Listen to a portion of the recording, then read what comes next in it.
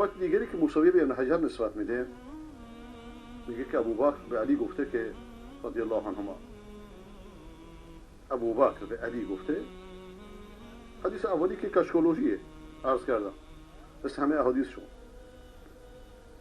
در این حدیث هم، در این روایت، اینا حدیث نیست، روایت مجعوله، احادیث مجعول، موضوع.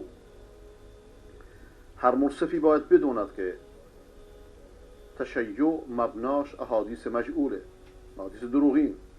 ولی چرا واقعی مسلمانان اختلاف کنن؟ در اینجا موسوی که دروغساز ادعا میکنه که ابوبکر به علی گفت که رضی الله عنهما، من از پیامبر خدا صلی الله علیه و آله شنیدم که لا یجوز احد الصلاة الا من كتب علی الجواز.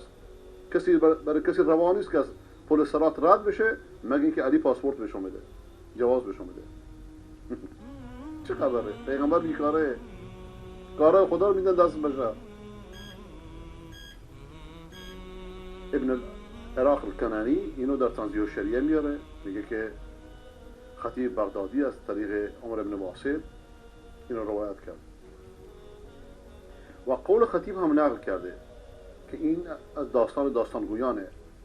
همین آقا عمر اینو وضع کرده، جعل کرده.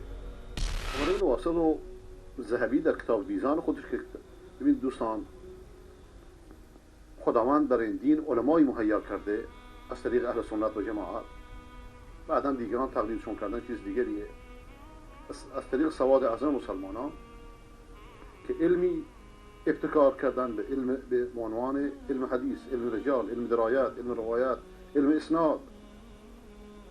شما هر کدوم از شخصیت های صدر اسلام بخواهید، از شخصیت اسلامی رو بخواهید، از صدر اسلام تا الان، نه فقط پیامبر خدا صلی الله علیه و آله، ترجمه هاشون رو میتونید پیدا کنید، سرگذشتشون، بیوگرافیشون رو میتونید پیدا کنید، چطور آدمی بوده، کجا بوده، چطور زندگی کرده، ارزش علمی چیه.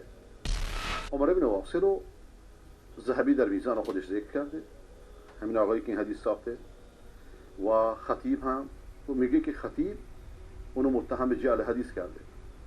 یعنی چی؟ یعنی این حدیث، این روایت شیعه شب روز بهش گوش آسمان رو کرد کرده و با این حدیث علی رو جای خدا نشونده. حدیثی است دروغ،